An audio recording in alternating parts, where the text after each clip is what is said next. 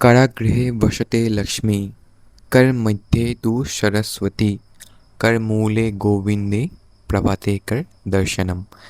নমস্কাৰ সকলোকে। আমি ৰাতিপুৱা শুই উঠি যদি খুব মতে এই মন্ত্ৰটো দৈনিকভাৱে আমি পাঠ কৰোঁ তেতিয়াহ'লে খুব সোনকালে আমাৰ লাইফলৈ পজিটিভ চেঞ্জেছ অহা দেখা যায়। কাৰাগৃহে বসতে লক্ষ্মী মানে আমাৰ আঙুলিৰ মূৰত আহি বহকি লক্ষ্মী।